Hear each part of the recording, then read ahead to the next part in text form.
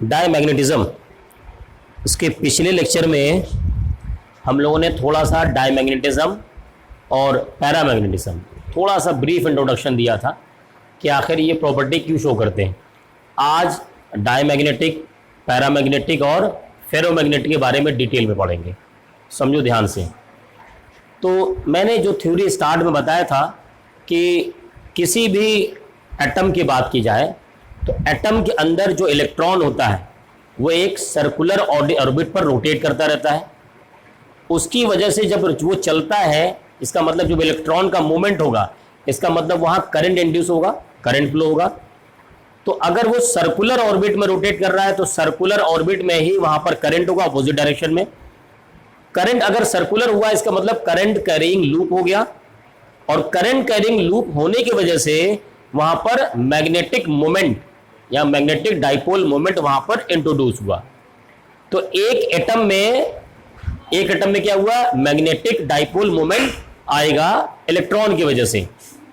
अब मैंने कहा था कि अगर मान लीजिए हीलियम का मैंने एग्जांपल लिया था कि मान लीजिए एक जगह वहां पर उसके दो इलेक्ट्रॉन हैं, पेयर में इलेक्ट्रॉन है, तो एक का डाइपोल का डायरेक्शन दूसरा होगा, एक का डाइपोल का डायरेक्शन दूसरा होगा, तो क्या करेंगे, दूसरे को कैंसिल कर लेंगे।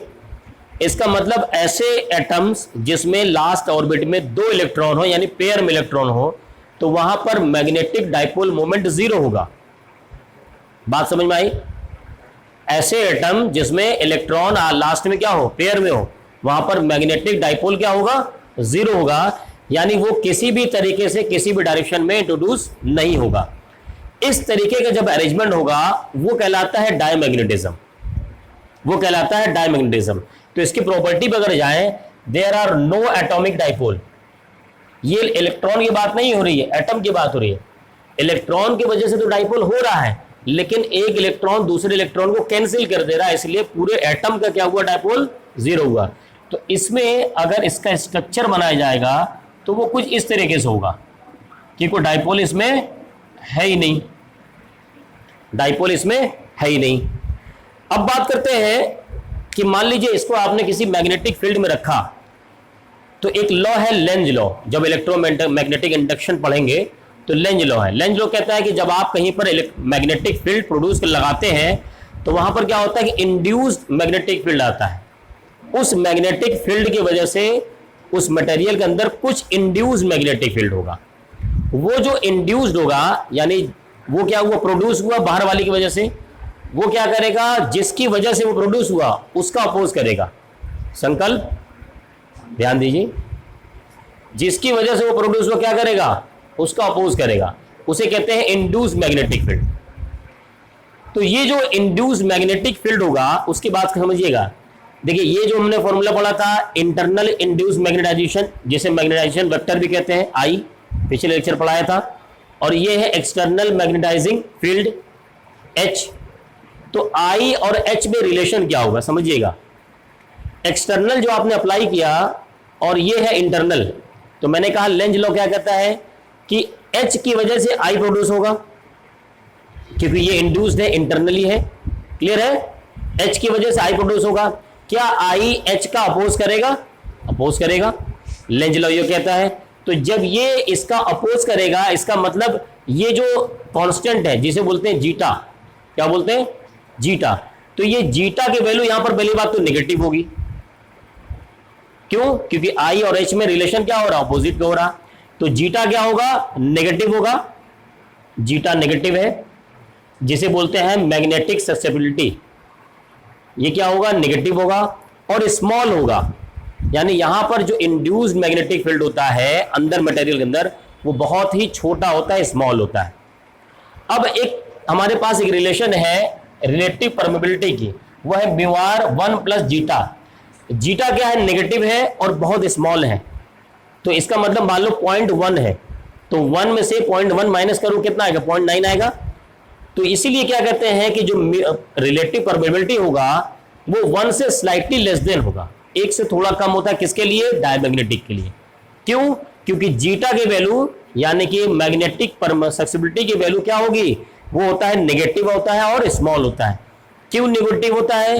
क्योंकि जो इंड्यूस्ड मैग्नेटिक फील्ड है वो जिसकी वजह से वो प्रोड्यूस हुआ यानी बेटा बाप का ही अपोज करता है। क्लियर? अब इसकी वजह से क्या होगा कि they are weakly repelled in external magnetic field. ये रिपेल करेंगे, क्यों? क्योंकि ये तो नेगेटिव आ रहा है, और जब नेगेटिव आएगा तो क्या करेंगे? ये रिपेल करने लगते हैं। अच्छा, दूसरी वजह एक और भी है,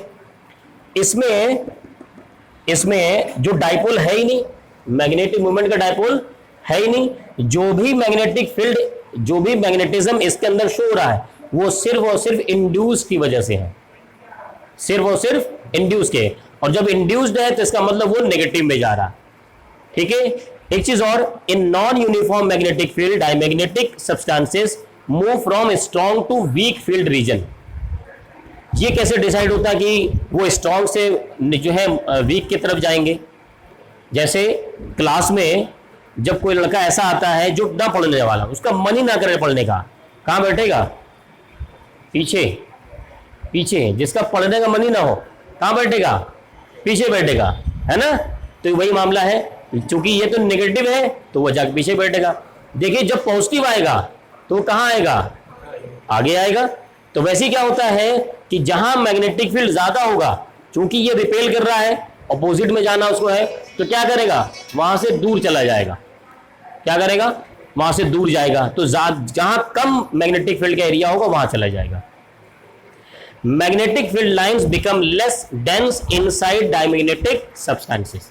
यानी अगर मैं किसी डायमैग्नेटिक मटेरियल की बात करूं और इसमें मैग्नेटिक फील्ड लाइंस की बात करें, भाई जहां मैग्नेटिक फील्ड लाइन ज्यादा होती है वहां मैग्नेटिक फील्ड की इंटेंसिटी भी तो ज्यादा होती है। तो इसके अंदर मैग्नेटिक फील्ड तो ये रहा, लेकिन बाहर से जो मैग्नेटिक फील्ड लाइन आएगी वो क्या करेगा? ये इससे दूर चली जाएंगी। ये क्या करेंगे? हमेशा इससे दूर जाएंगी, ये इसके नजदीक आएंगी नहीं। ये लाइंस को क्या करता है? दूर करता है। तो इस मटेरियल के अंदर देखिए क्या कर रहा है, जो भी मटेरियल लाइंस आ रही है वो उसको दूर कर दे रहा। तो क्या होती है? डेंस नहीं होती, बल्कि अंदर रेयरर होती है। अंदर देखिए बहुत कम है, एक ही लाइन है, और बाहर क्या है? डेंस है। तो ये हो गया डायमैग्नेटिक। इसी तरीके से इसका डेफिनेशन भी है। डेफिनेशन याद नहीं होगा जब तक आप उसके प्रॉपर्टी नहीं जाने। अब देखिए डेफिनेशन आप समझ जाएंगे। Diamagnetic substances are those which develop feeble magnetisation.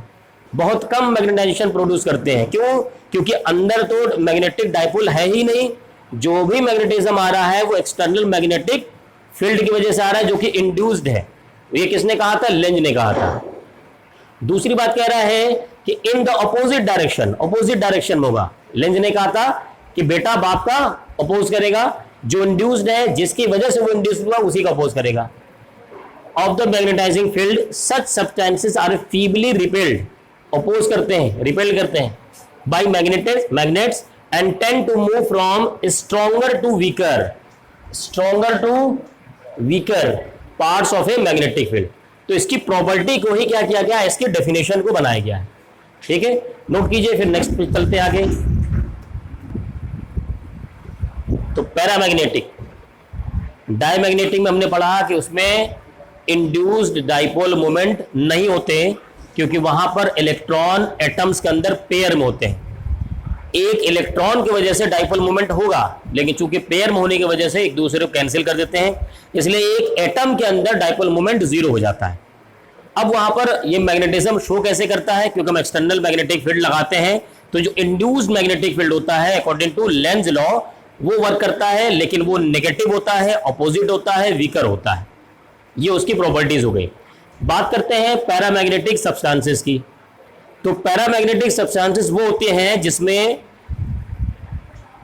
ये जो डाइपोल मोमेंट होते हैं, इंड्यूस्ड डाइपोल मोमेंट, वो डेवलप्ड होते हैं, लेकिन वो क्या करते हैं? वो आर्बिट्री डायरेक्शन में होते हैं, वो किसी एक सर्टेन डायरेक्शन में होते ही नहीं।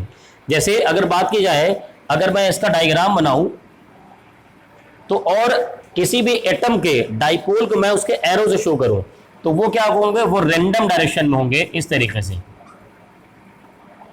और ये हजारों के टर्म्स में होते हैं, बहुत ज्यादा होते हैं।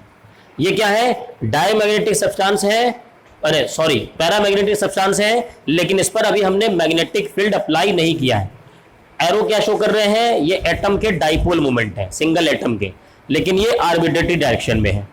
इसलिए क्या कहा जाता है देयर आर एटम्स डाइपोल, इनके अंदर एटम डाइपोल होंगे, net magnetic moment of each atom is not zero. मैं इस पूरे मटेरियल की बात नहीं कर रहा हूं, एक एटम की बात कर रहा हूं, उसका मैग्नेटिक जो डाइपोल होता है वो जीरो नहीं होता।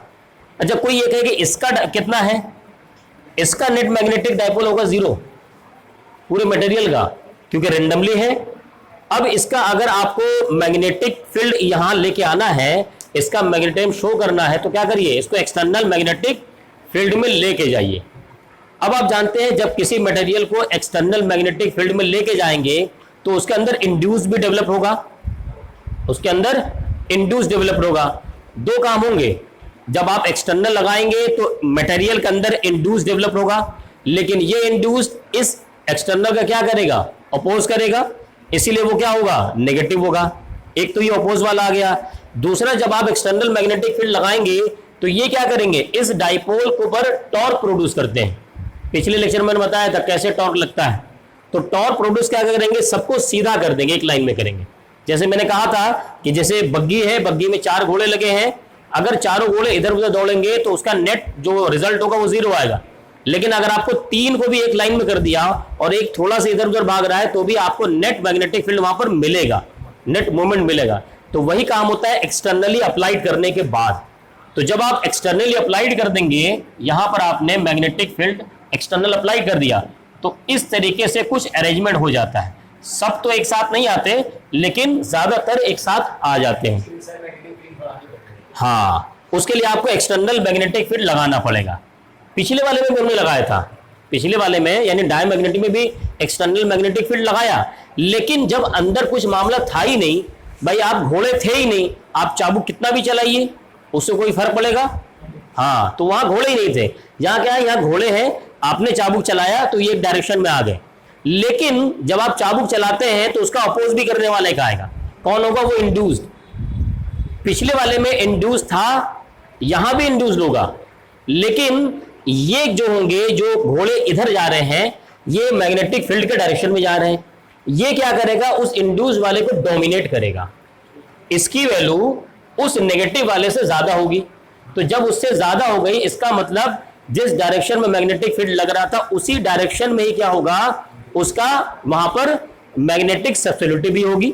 इसीलिए मैग्नेटिक सब्सटिट्यूटिव क्या है, पॉजिटिव है और स्मॉल है। किसकी वजह से पॉजिटिव आया, यहां मैग्नेटिक डाइपोल एटम होने की वजह से। अगर ये ना होते तो क्या होता, यहां भी नेगेटिव होता। इंड्यूस वहां भी था, इंड्यूस यहां भी है, लेकिन वहां इंड्यूस को डोमिनेट करने वाला कोई नहीं था, यहां इंड्यूस को डोमिनेट करने वाले ये है। इसीलिए क्या होता है, जो मैग्नेटिक सब्सटिट्यूटिव है, जो जीटा होता है, वो पॉजिटिव होगा और स्मॉल होगा। अब यहीं से देखिए सवाल पैदा आ जाता है। एक लड़का आया जिसको पढ़ने का मन ही नहीं था, वो क्लास में पीछे जाके बैठेगा। एक लड़का आया जो पढ़ने में कमजोर है लेकिन पढ़ने में मन है उसका, वो कोशिश करेगा किसी तेज लड़के के पास बैठे, तो क्या करेगा, वो आगे जाना चाहेगा। भले उसको आगे जाने का मौका ना मिले, लेकिन वो आगे जाना चाहेगा। इसीलिए ये जो क्या करते हैं, ये वीकर मैग्नेटिक फील्ड से स्ट्रॉन्गर की तरफ जाएगा, वीकर से स्ट्रॉन्गर की तरफ। अब जब वीकर से स्ट्रॉन्गर आ रहा है और ये पॉजिटिव है, इसका मतलब अट्रैक्टिव होगा। वो पिछला वाला क्या था, रिपल्सिव था, ये अट्रैक्टिव होगा।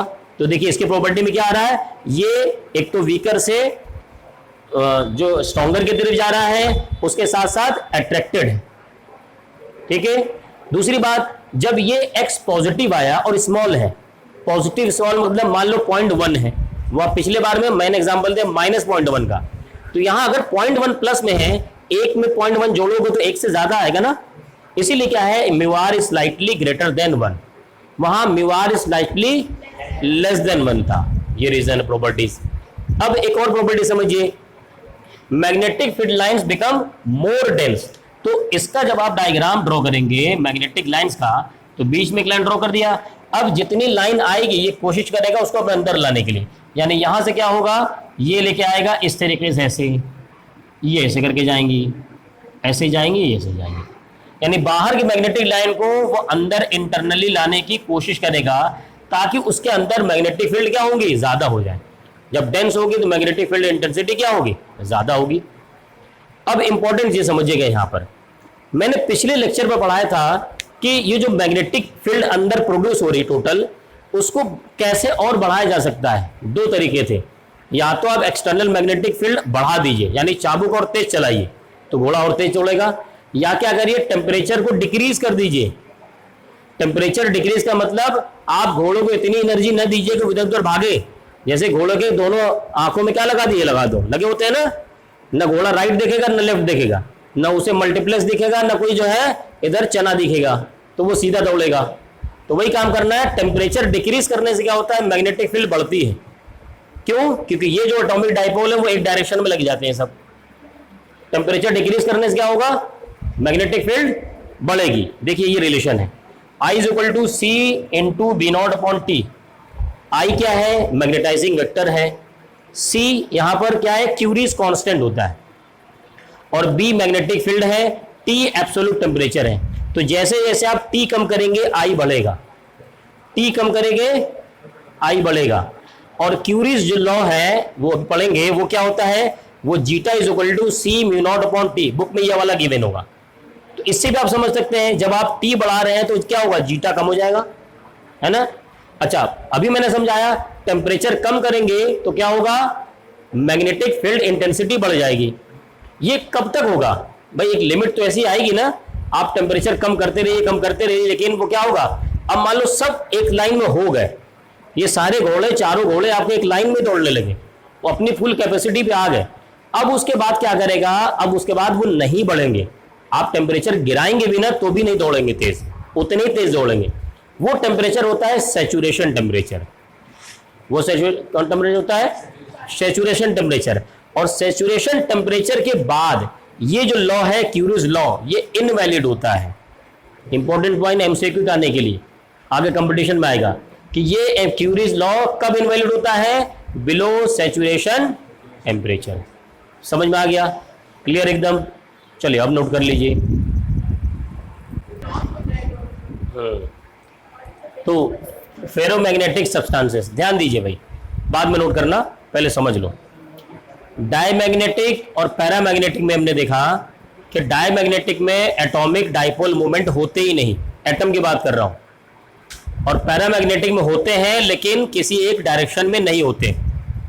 हम उन्हें एक्सटर्नल मैग्नेटिक फील्ड लगा करके एक डायरेक्शन में लगाते हैं, चूंकि इंड्यूस्ड नेगेटिव होता है, और जो हम लोग बाहर से लगाते हैं जिसकी वजह से वो एक डायरेक्शन में हो जाते हैं वो पॉजिटिव होता है।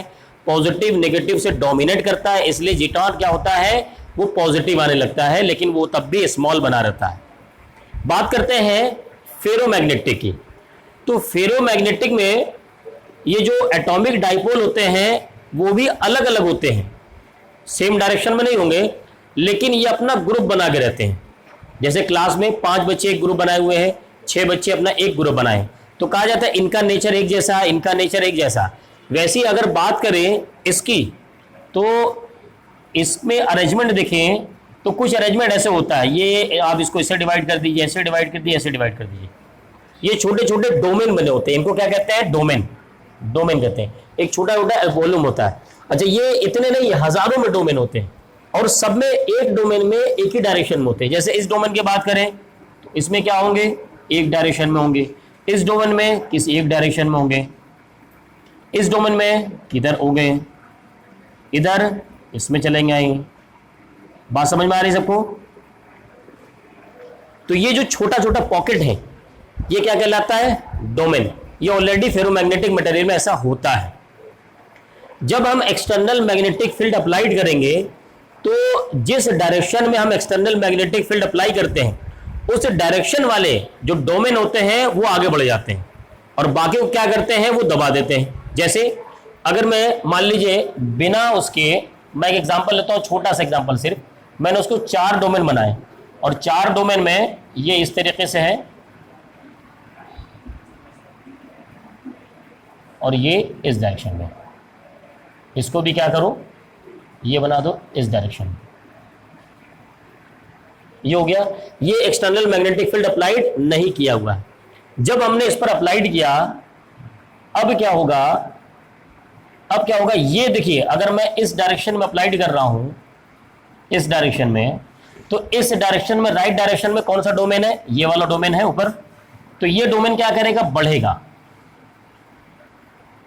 उसका साइज बढ़ गया,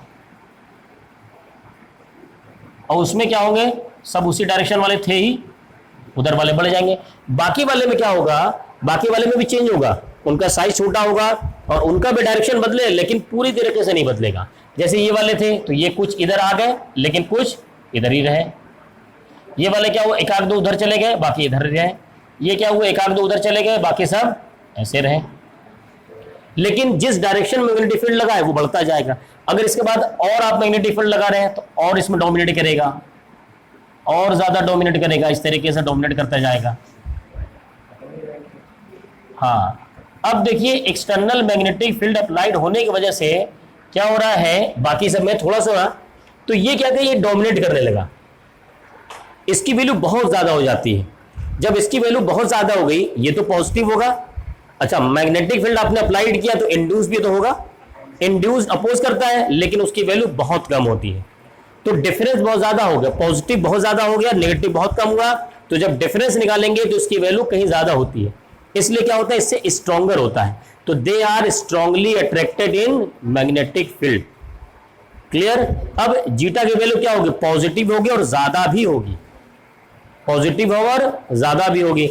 और जब ये पॉजिटिव होगी, ज्यादा होगी, तो म्यू रिलेटिव परमेबिलिटी क्या होगा, ज्यादा आएगा, वन से ऐड कर देंगे, ज्यादा आएगा। साथ ही साथ unknown magnetic field, non uniform magnetic field की बात की जाए तो इसमें क्या होगा, स्पॉन्टेनियस मूव होगा, यानी वीक से स्ट्रॉन्ग की तरफ ये जाएगा, जैसे वो गया था पैरामैग्नेटिक, लेकिन ये उससे तेजी से जाएगा क्योंकि अट्रैक्शन तो उससे ज्यादा तेज है ना। Magnetic field lines become more dense, जैसे डायग्राम उसमें था पैरामैग्नेटिक में वैसे डायग्राम होगा, लेकिन जब हम इसको डेंस बनाएंगे तो और ज्यादा बनाएंगे, और ज्यादा लाइन होगी, ठीक है, और ज्यादा डेंस अंदर लाइन बनाएंगे। अब उसके बाद मेन एग्जाम आइए, देखिए ऑन रिमूविंग एक्सटर्नल फील्ड, ये इंपॉर्टेंट पॉइंट है, इसको समझने वाला है। जब हम एक्सटर्नल फील्ड हटा देंगे तो क्या होगा, तो दो तरह की कंडीशन आ सकती है। एक हो सकता है कि जैसे किसी को लाया गया सुधारने के लिए, जेल में कैद किया गया, तो जब जेल में से कैदी निकलता है बाहर सजा काटने के बाद, या पहले कभी होता है कि भाई 10 साल की सजा हुई, 2 साल में उसको छोड़ दिया गया, मान लीजिए मैं एग्जांपल लेता हूं, तो उसमें से मान लीजिए 10 लोग को छोड़ा गया, तो हो सकता है 4 लोग सुधर चुके हों, लेकिन 6 क्या करेंगे, नहीं सुधरेंगे। तो वो 6 क्या थे, वो तो परमानेंट थे, पहले भी क्रिमिनल थे, बाद में भी क्रिमिनल रहे, और वो 4 क्या थे, वो टेम्परेरी थे। तो यहां पर क्या होगा, जब रिमूव करेंगे एक्सटर्नल मैग्नेटिक फील्ड तो मैग्नेटाइजेशन परसिस्ट बचेगा, यानी वो क्या होगा, परमानेंट मैग्नेट। और उसका एग्जांपल क्या है, hard ferromagnetic material, hard ferromagnetic material. और क्या होगा, रिमूव हो जाएगा। रिमूव करने के बाद अगर वो क्या करता है, डिसअपीयर हो जाता है, तो वो कहता है soft iron core. Soft iron core आपने पढ़ा होगा, कॉइल में लगाया गया था सॉफ्ट आयरन कोर, ठीक है। एक चीज और इंपॉर्टेंट और समझिए, क्या इसको फेरोमैग्नेटिक को पैरामैग्नेटिक में कन्वर्ट किया जा सकता है, हाँ किया जा सकता है। टेम्परेचर डिक्रीज करने से मैग्नेटिज्म बढ़ रहा था, तो टेम्परेचर बढ़ाने से मैग्नेटिज्म घटेगा भी। तो जब तक इसका टेम्परेचर बढ़ाएंगे क्या होगा, फेरोमैग्नेटिक पैरामैग्नेटिक में कन्वर्ट होगा, फेरोमैग्नेटिक पैरामैग्नेटिक में कन्वर्ट होगा टेम्परेचर बढ़ाने पर, ठीक है। और टेम्परेचर घटाने पर क्या होगा, वो फिर वापस भी आ जाएगा, तो क्या हो जाएगा, वो फेरो भी बन जाएगा। ये जो टेम्परेचर है जिस पर फेज बदल रहा है, जैसे आप वाटर को बॉयल कीजिए बॉयल कीजिए बॉयल कीजिए, 100 डिग्री पे जाएंगे तो गैसियस फॉर्म में हो गया, तो फेज चेंज हुआ। ऐसे ही इसका फेज बदल रहा, पैरा से फेरो, फेरो से पैरा, किसी एक सर्टेन टेम्परेचर पर। उस सेंटर टेम्परेचर को कहते हैं क्यूरी टेम्परेचर। क्या कहते हैं, क्यूरी टेम्परेचर। ऐसा टेम्परेचर जिस पर फेज चेंज होते हैं उसको कहते हैं क्यूरी टेम्परेचर। याद रहेगा सबको, एकदम बहुत इंपॉर्टेंट पॉइंट है।